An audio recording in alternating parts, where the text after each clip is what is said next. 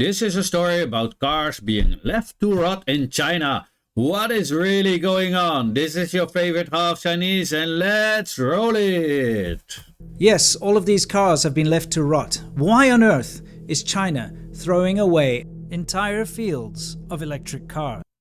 I will tell you what's going on. This is actually a story about fraud and propaganda. His source is very old and was about private companies committing fraud to get subsidies for sold EVs. See, you could get a very high subsidies for sold EVs in China. So the companies would open a shell company that would buy the cars from themselves, then get subsidies and take out the parts of the cars and use them to reassemble and build new cars that will now be sold and get another subsidy for that new car that will be sold with those exact same parts. It's actually quite genius, but very, very illegal, so don't do it. So no, China didn't do anything wrong. It were criminals doing wrong. So to blame China is a little bit too rich. Also, to say that cars are rotting away isn't true because they are being reused, otherwise it wouldn't make any sense business-wise. Now, what did China do about it? The Chinese government has recognized these loopholes and has shown determination to address them. On December 29, 2016, the Chinese government announced its decision to reconstruct the EV subsidy policies as of January 1st, 2017, with some important adjustments. A phase down of fiscal incentives is included in the new policy. The per vehicle subsidy from 2017 to 2020 ramps down by 20% every 2 years from the 2016 levels, before the National Fiscal Incentive Program ends 2021, because battery costs keeps dropping. Committing to a phase down of fiscal incentives is a smart policy. Tightened technical requirements are introduced for vehicles to qualify for subsidies.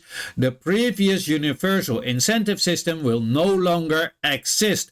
Subsidies will be graded favoring electric vehicles with advanced technologies. Robust anti-fraud enforcement measures have been added to the new policy. The government will verify proof of sale before releasing any subsidy and will perform regular or random checks to make sure vehicles are eligible. All new EVs will be equipped with onboard monitoring systems to allow for real-time monitoring. Non-private EVs will not receive any subsidies until mileage accumulates to 30,000 kilometers. Both manufacturers and government staff implicated in fraudulent activities will be subject to severe penalties. In addition to, the Chinese government has been developing an EV credit system to compensate for the phase out of national subsidies. The proposal for this system was released for public comments on September 22, 2016.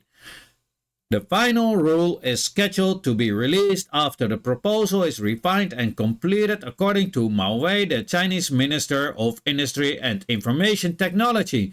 These policy adjustments, created largely in response to the high-profile subsidy fraud scandal, mark major reforms for China's EV market. As an old Chinese saying goes, a loss may turn out to be a gain.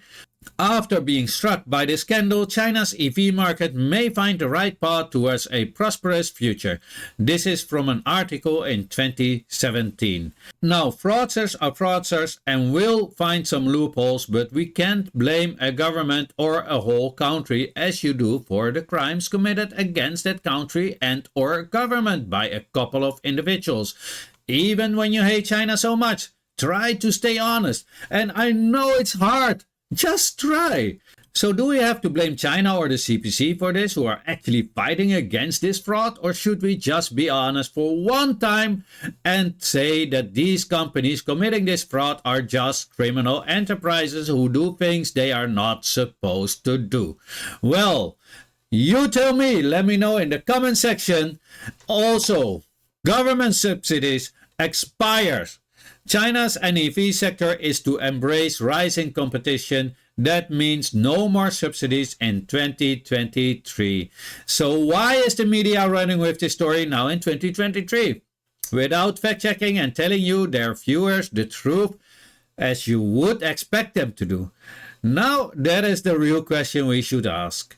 So, he wanted to make you believe that China uses the numbers to prop up false numbers. He was contradicting himself in the original video by admitting to the fraud and by claiming China needs these numbers to prop up their EV sales, but never disclosed what would be the reason for that, because it doesn't make any sense. So, knowing that, I will add him to my list of frauds. Also claims China isn't doing anything while they clearly cracked down on it. Then claimed we cannot know this news because China wouldn't let that news out.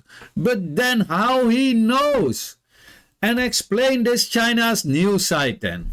Anyway, let me know in the comment what you think about this. Again, this showed you guys how they use facts to mislead you guys.